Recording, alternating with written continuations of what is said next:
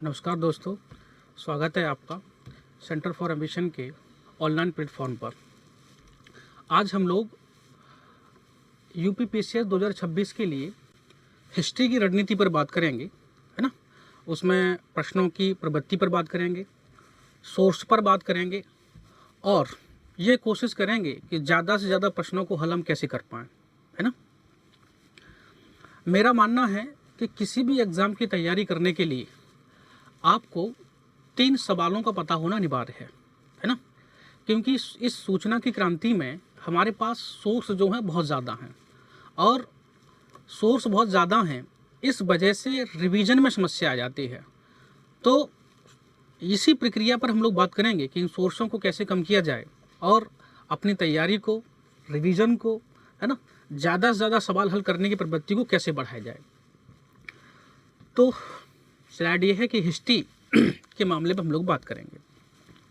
तो जैसे जो मैं 3 सवालों की बात कर रहा था कि वो 3 सवाल हैं कि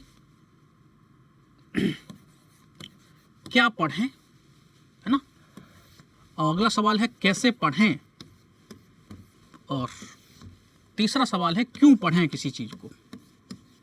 क्लियर है? इन तीनों सवालों के जवाब हमको अगर समझ आ जाएं तो हमारी तैयारी की जो रणनीति है वो बहुत आसान हो जाएगी।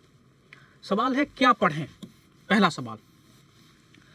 तो क्या पढ़ने का पर्पस ये है कि इसको पढ़ने के लिए, किसी भी चीज़ को पढ़ने के लिए कोई ना कोई तो आधार होना चाहिए, और वो आधार हमारे पास ये है सिलेबस। जो सिलेबस आयोग ने हमको दिया है, किसी भी एग्ज़ाम की बात हो, चाहे वो यूपीपीसीएस हो या फिर आईएएस हो या अदर एग्ज़ाम हो, सबसे पहली शर्त यही है कि हमारे सिलेबस की जानकारी हमको विस्तार से होनी चाहिए। सिलेबस ये बताता है कि आपको क्या पढ़ना है। क्लियर है? तो जब सिलेबस की बात होगी तो हम यूपीपीसीएस के प्रीलिम्स के सिलेबस की बात करें। ये यूपीपीसीएस का प्रीलिम्स है, सारे सब्जेक्ट इसमें, लेकिन हमें जो बात है अपने इतिहास सब्जेक्ट की करनी है। तो यूपीपीसीएस के सिलेबस में लिखा गया है भारत का इतिहास और राष्ट्रीय आंदोलन। आयोग ने केवल एक लाइन लिख करके सिलेबस को छोड़ दिया है, प्रीलिम्स के सिलेबस को ज़्यादा डिफाइन नहीं किया गया, है ना। बाकी ये टॉपिक लिख दिए गए हैं, हम लोग इतिहास की बात कर रहे हैं, भारत का इतिहास और राष्ट्रीय आंदोलन। तो अगर इस प्रवृत्ति को देख करके हम लोग पढ़ें भारत का इतिहास और राष्ट्रीय आंदोलन, तो थोड़ा सा तैयारी की रणनीति कमज़ोर पड़ जाती है, या कहें हमारी रणनीति ठीक नहीं बन पाती है। तो सिलेबस ने तो लिख दिया, अब सिलेबस को भी देखना जरूरी है कि भारत का इतिहास, ये लिखा हुआ है राष्ट्रीय आंदोलन। भारत के इतिहास को अगर आप देखिएगा तो भारत के इतिहास को, भारत का इतिहास और उसके आगे लिखा राष्ट्रीय आंदोलन। तो उस राष्ट्रीय आंदोलन तो भाई इसी इतिहास का पार्ट है, फिर उसको अलग से क्यों लिखा गया? अलग से इसलिए लिखा गया, और इसका जवाब हमें आगे जब हम PYQ देखते हैं तो मैंने कहा अगर इतिहास में 20 प्रश्न पूछे जा रहे हैं, 20 प्रश्न पूछे जा रहे हैं, तो उन 20 प्रश्नों में अधिकतम सवालों की संख्या आपको मॉडर्न हिस्ट्री से नजर आएगी। यह जो राष्ट्रीय आंदोलन का मामला लिखा था, नेशनल मूवमेंट का पार्ट जो है, उससे प्रश्नों की संख्या ज़्यादा है। तो आयोग सीधे सीधे ये बात कह रहा है कि आप भारत का इतिहास पढ़िएगा। भारत के इतिहास में आप प्राचीन भारत का इतिहास, है ना, मध्यकालीन भारत का इतिहास, मध्यकालीन भारत का इतिहास, और इसका जो तीसरा पार्ट है वो है आधुनिक भारत का इतिहास, आधुनिक भारत का इतिहास। और इसी आधुनिक भारत के इतिहास में राष्ट्रीय आंदोलन अपने आप में चरण है, राष्ट्रीय आंदोलन इसका पार्ट है, इसका भाग है।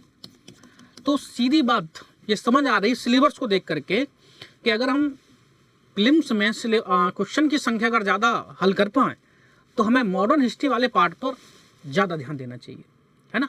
और इसका सबसे आसान आंसर आपको अगले वाले जो तीसरा प्रश्न मैंने उठाया है कि क्यों पढ़ना चाहिए, उसमें आपको नजर आएगा।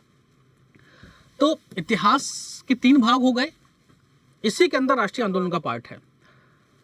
प्रश्न तीनों भागों से पूछे जाते हैं, क्लियर है।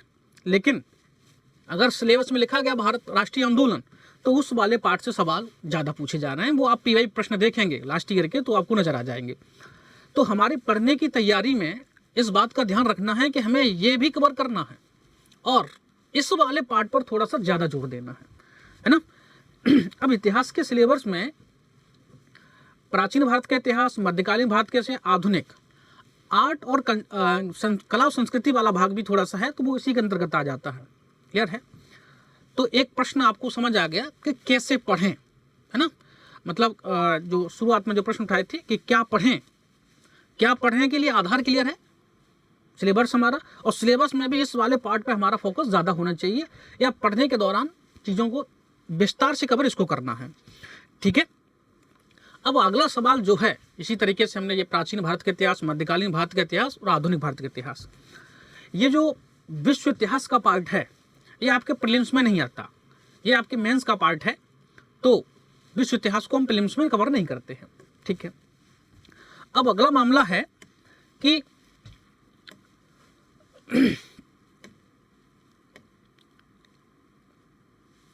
कैसे पढ़ें, मामला हो गया क्या पढ़ें, है ना। तो क्या पढ़ें, कैसे पढ़ें। अब जो कैसे पढ़ें वाला सवाल है उसमें हम सोर्स की बात करते हैं कि आपको प्रीलिम्स के लिए क्या पढ़ना चाहिए। तो भारत के इतिहास की जब बात होती है तो लोग कह देते हैं कि NCERT, है ना, ओल्ड और न्यू NCERT पढ़ लीजिए, 6 से लेकर 12 तक NCERT पढ़ लीजिएगा, है ना। NCERT में एक समस्या है, समस्या ये है कि NCERT में बिखराव बहुत ज़्यादा है।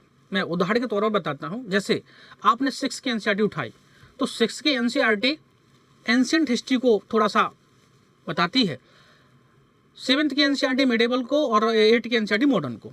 लेकिन आप जैसे ही आगे बढ़ते हैं 9th की NCERT विश्व इतिहास को, तो 11th की NCERT और 10th की NCERT पढ़ेंगे तो फिर रिपीटेशन होना शुरुआत हो जाता है। जैसे मैंने कहा कि 6 की NCERT में एंशिएंट पढ़ लिया आपने, 11th में जब पढ़ेंगे आप 11th की NCERT का जो फर्स्ट पार्ट है वो एंशिएंट हिस्ट्री का फिर दोबारा आ जाता है। तो घटनाओं का जो बिखराव है वो कवर नहीं हो पाता। तो आप क्या कर सकते हैं, इस NCERT को पढ़ने के लिए मैंने एक तरीका विकास किया है। उस तरीके में, जैसे प्राचीन भारत का इतिहास पढ़ रहे हैं आप, तो प्राचीन भारत के इतिहास में आप 6 की NCERT के साथ साथ 12th की NCERT का फर्स्ट पार्ट कवर करिएगा, तो आपको एंशिएंट हिस्ट्री पूरा कवर हो जाएगा, है ना। इसके साथ एक ओल्ड NCERT किताब है रामशरण शर्मा की, रामशरण शर्मा, ठीक। ये NCERT आपके कॉन्सेप्ट और क्या नाम है फैक्ट्स वगैरह दोनों कवर करा देती हैं।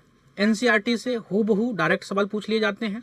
तो अगर आप इस तरीके से पढ़ते हैं कि 6 की NCERT के साथ मर्ज करके 12th का फर्स्ट पार्ट और उसी के साथ इसको कवर कर लेते हैं तो आपका एंशिएंट का पार्ट लगभग कंप्लीट हो जाता है। ऐसे ही जब आप मध्यकालीन भारत की बात करते हैं, मिडेवल हिस्ट्री की बात करते हैं, तो मध्यकालीन भारत के साथ भी 3 NCERT को कवर करना है आपको। जैसे 7th की NCERT पढ़ लेंगे इसके साथ, और इसके साथ पढ़ेंगे 12th की NCERT का सेकंड पार्ट, 12th की NCERT का सेकंड पार्ट, और इसके साथ एक ओल्ड NCERT और कवर कर देंगे जिसको कहा जाता है सतीश चंद्रा की जो बुक आती है, एक ओल्ड NCERT सतीश चंद्रा। अगर आप इसको कवर कर देंगे तो आपका मिडेवल हिस्ट्री वाला जो पार्ट है वो कवर हो जाएगा। जो इतिहास में एक बिखरी हुई घटना है, बिखरे हुए फैक्ट हैं, वो आपको एक साथ नजर आ जाएंगे। पढ़ना है, पढ़ने के साथ साथ इसके कुछ बेसिक जानकारी, कुछ फैक्ट हैं, उनको नोट्स भी करना है, नोट भी बनाना है, वो आपके रिवीजन के काम आएंगे। और जब हम मॉडर्न हिस्ट्री की बात करते हैं, आधुनिक भारत के इतिहास की बात करते हैं, तो इसी तरीके से आपको 3 NCERT एक साथ कवर करनी है। 8 की NCERT और इसके बाद जो है 12th की NCERT का थर्ड पार्ट, और इसके साथ एक बुक और आप देख लीजिएगा बिपिन चंद्रा ओल्ड NCERT, ठीक। कुछ लोग मॉडर्न हिस्ट्री के लिए स्पेक्ट्रम बुक भी पढ़ते हैं। तो मैं अगर बात करूं बिपिन चंद्रा और स्पेक्ट्रम, इन दोनों में से अगर एक कवर करनी है, क्योंकि यूपी PCS में फैक्चुअल क्वेश्चन की संख्या ज़्यादा है, फैक्ट बहुत ज़्यादा पूछता है, सीक्वेंस वाले सवालों की संख्या बहुत ज़्यादा पूछी जाती है, घटना को क्रम से लगाने के लिए पूछा जाता है। तो उसके लिए आप जो है बिपिन चंद्रा के साथ साथ स्पेक्ट्रम भी पढ़ लेते हैं, तो आपके कॉन्सेप्ट और फैक्ट दोनों मजबूत हो जाते हैं। अगर जैसे हम लोग यूपी PCS में मॉडर्न हिस्ट्री सवाल ज़्यादा आ रहे हैं तो इसके साथ एक बुक और जो स्पेक्ट्रम, ये बुक आपके लिए फैक्चुअल जानकारी, घटनाओं को क्रम से बताने की बातें, ये सारी चीज़ें कंप्लीट कर देगी। ठीक, बाकी का हम कोशिश करेंगे अगले वीडियो से मॉडर्न हिस्ट्री के लिए कि आपको सारी चीज़ें डिटेल में बात हो जाए, तो मॉडर्न हिस्ट्री वाला जो पोर्शन है जहाँ से सवाल ज़्यादा पूछे जाते हैं वो आपके कवर हो जाएँ। तो ये सवाल का आंसर हुआ कि कैसे पढ़ें। क्लियर है? अब सवाल बात आती है कि क्यों पढ़ें। तो लास्ट का सवाल हमने उठाया कि क्यों पढ़ें, तो उसके लिए एक आंसर है कि आप PYQ देखिएगा। PYQ देखेंगे तो PYQ में आपको नज़र आएगा कि क्या पढ़ना है, मतलब क्या छोड़ना है और उसको क्यों पढ़ना है दरअसल, है ना। तो देखिएगा, जो मैं कह रहा था कि UP PCS में क्रमनोलॉजी में या सीक्वेंस में लगाने के लिए सवाल पूछे जाते हैं, तो आप देखिएगा इस तरीके का सवाल है ना। आंसर जो भी होंगे हम बात करेंगे जब पढ़ेंगे तब। लेकिन आप देखिएगा यहाँ रिवोल्ट की बात की जा रही है कि पावना विद्रोह, नील विद्रोह, कुका विद्रोह, सन्यासी विद्रोह, तो सीक्वेंस में लगाने की बात की जा रही है। 2025 के सवाल हैं। 2025 का पेपर देखिए UP PCS प्रीलिम्स का, तो आपको ज़्यादातर सवालों में मॉडर्न हिस्ट्री से जो सवाल हैं उनमें PYQ में सीक्वेंस में लगाने के लिए पूछा गया है। जैसे मैं 2-3 सवाल लेकर के आया हूँ, है ना, जिसमें ये मॉडर्न हिस्ट्री से, दूसरा ये भी मॉडर्न हिस्ट्री से। इसमें भी देखिएगा बंगाल का विभाजन, है ना, राजधानी कलकत्ता से परिवर्तन, कांग्रेस मुस्लिम लीग का समझौता, इसको फिर सीक्वेंस में लगाना है ना। हाँ, पूछ रहा है 1911 में कौन सी घटना घटित हुई हैं, तो 1911 में घटित हुई हैं, वो भी सीक्वेंस का पार्ट है, आपको पता होना चाहिए, डेट वाइज पता होना चाहिए, तभी आप इसको हल कर पाएंगे। मिडेबल, अब देखिए ये सवाल जैसे है, मैं जो बोल रहा हूँ कि NCERT आपको पढ़नी चाहिए, तो कथन कार्य के सवाल जो हैं, कथन और कार्य के सवाल NCERT क्यों पढ़ने चाहिए, ये जरूरी है। कथन कार्य के सवाल आयोग जो है इनकी संख्या बढ़ रही है, पूछे जा रहे हैं लगातार, और कथन कार्य के सवाल को हल करने के लिए आपको कॉन्सेप्ट क्लियर होना बहुत जरूरी है। इसके लिए अगर आप सोच रहे हैं कि फैक्चुअल से काम चल जाएगा, नहीं चलेगा। इसमें डेट या किसी व्यक्ति का नाम, इस तरह की चीज़ें नहीं है। जैसे ये सवाल है कि मुगल सम्राट अकबर ने फतेहपुर सीकरी में बुलंद दरवाजे का निर्माण करवाया। ठीक है, करवाया, है ना। अकबर ने इस स्मारक का निर्माण अपने पुत्र जहांगीर के जन्म की याद में करवाया था। अब ये सवाल जो है कॉन्सेप्ट की डिमांड कर रहा है कि आपको थोड़ा सा फतेहपुर सीकरी का निर्माण क्यों करवाया जा रहा है ना, और इस तरीके की चीज़ें बात हो रही हैं। बुलंद दरवाजे का निर्माण क्यों करवाया जा रहा है, उसके पीछे का क्या बैकग्राउंड रहा, कॉन्सेप्ट आपका क्लियर होना चाहिए। और वो कॉन्सेप्ट क्लियर करेगी आपकी NCERT। क्लियर है, जो हमने आपको सोर्स बताया। इसी तरीके से एंशिएंट हिस्ट्री सवाल है, कुछ स्थानों की बात की जा रही है और उनको उत्तर प्रदेश में कौन से स्थित हैं। क्लियर है, तो क्योंकि इस UP स्पेशल से 1-2 सवाल आते ही आते हैं, तो UP स्पेशल भी आपको कवर करना है। ठीक, इस तरीके से तो मैंने कुछ PYQ 2-4 सवाल लिए हैं एक आधार के तौर पर।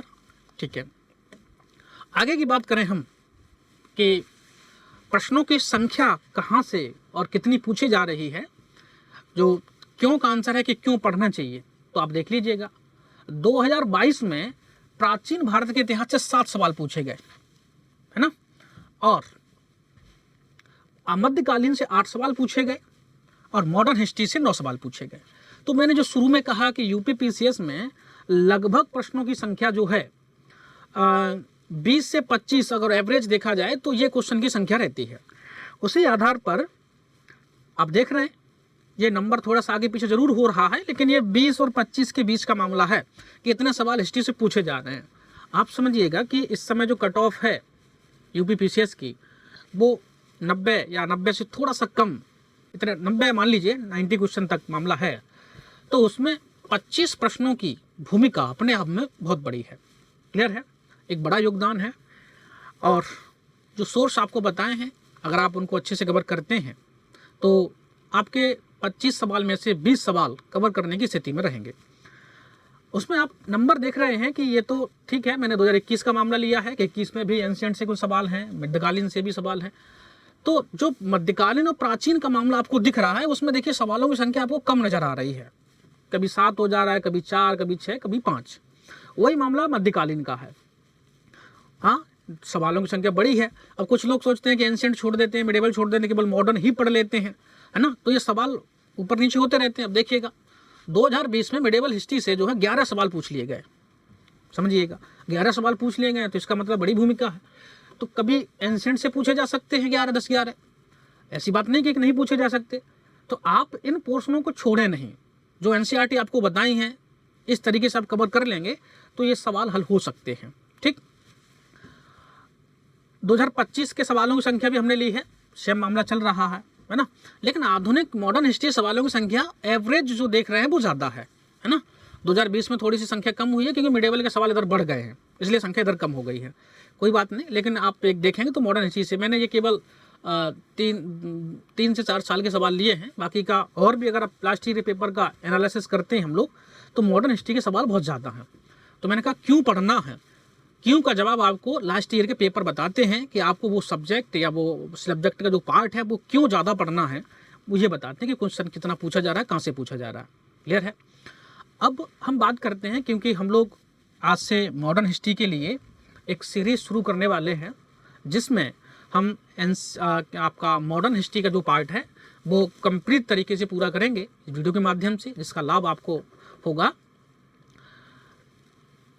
अगर सवाल जैसे मान लेते हैं कि 24 सवाल पूछे गए हैं तो उसमें से 15 सवाल मॉडर्न हिस्ट्री से होते हैं, और अगर आप ये सीरीज को लगातार देखते हैं तो मैं पूरी कोशिश करूंगा कि आप 15 तो नहीं लेकिन 12 से 13 सवाल करने की कंडीशन में आ जाए, उसकी कोशिश करेंगे हम लोग।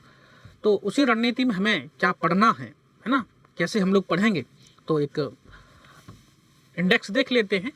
तो आधुनिक भारत का इतिहास हमको पढ़ना है, आधुनिक भारत का इतिहास।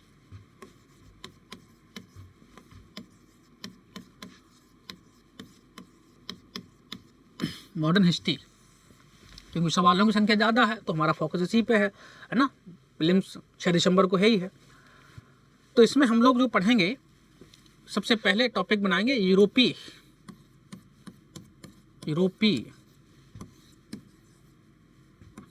कंपनियों का आगमन। यूरोपीय कंपनियों का आगमन ये पहला चैप्टर रहेगा। यूरोपीय कंपनियों में आप जानते हैं कि बहुत सी सारी यूरोपीय कंपनी भारत में आई थी, है ना। पुर्तगालीज, फिर उसके बाद डच, अंग्रेज, फ्रांसीसी और डेनिश, इस तरीके से उन सारी यूरोपीय कंपनियों में लगातार संसाधनों को लेकर के, क्षेत्रों को लेकर के संघर्ष हुआ था। इस वजह से उन सारी यूरोपीय कंपनियों में ब्रिटिश अंतिम रूप से विजय होते हैं और भारत में शासन सत्ता स्थापित करते हैं। तो जब शासन सत्ता स्थापित कर ली जाती है तो उसके बाद भारत में कुछ उन्होंने नीतियाँ, पॉलिसी लागू की हैं। तो उसी आधार पर हमने अगला चैप्टर जो डिसाइड किया है कि ब्रिटिश की नीतियाँ, तो हमें कुछ ब्रिटिश की पॉलिसी पर बात करनी है। पूरा चैप्टर रहेगा ये। ब्रिटिश की नीतियों में हम लोग आधार बनाएंगे प्रशासनिक नीतियाँ, सामाजिक नीतियाँ, आर्थिक नीतियाँ और राजनीतिक नीति, इस तरीके से। ठीक, तो वो एक डिटेल में बात होगी उन सब की, कौन कौन सी नीतियाँ होंगी। जब भारत में अंग्रेजों ने कुछ नीतियाँ बनानी शुरू की जो भारतीयों के लिए थी, और जब नीतियाँ बनेंगी तो मैंने कहा कि आर्थिक नीतियाँ बन रही हैं, रैयतवाड़ी, महलवाड़ी, है ना, इस तरीके से ये आर्थिक नीतियाँ भारतीय समाज के प्रत्येक वर्ग को प्रभावित करेंगी। आर्थिक हो, सामाजिक, राजनीतिक, सारी नीतियाँ कहीं ना कहीं प्रभावित करेंगी। और उसमें भारतीय किसान, जमींदार, जनजातियाँ और समाज के अन्य लोग प्रभावित होंगे। और जब वो प्रभावित होंगे तो उस वजह से भारत में कुछ प्रतिक्रिया होगी। तो अगला चैप्टर जो हम बनाएंगे कि भारतीय प्रतिक्रिया, या आप इसको दूसरा नाम दे सकते हो कि इन नीतियों का परिणाम क्या होगा। अब भारतीय प्रतिक्रिया में या इन नीतियों के परिणाम में कुछ जनजाति विद्रोह होंगे, किसान विद्रोह होंगे, है ना, और कुछ सामाजिक विद्रोह होंगे। और उन तीनों को मिला दें, जनजाति, किसान, सामाजिक, तो एक बड़ा विद्रोह नजर आएगा, 1857 क्रांति। तो उसी 1857 क्रांति को हम लोग डिटेल में पढ़ रहे होंगे। क्लियर है। 1857 क्रांति के बाद भारत में ब्रिटिश के द्वारा एक संस्था का निर्माण किया जाएगा जिसको भारतीय राष्ट्रीय कांग्रेस कहा जाता है। तो यहाँ से एक नया चरण शुरुआत होगा जिसको हम राष्ट्रीय आंदोलन कहते हैं। अब वो जो आपके सिलेबस में आयोग ने अलग से लिख रखा है, तो राष्ट्रीय आंदोलन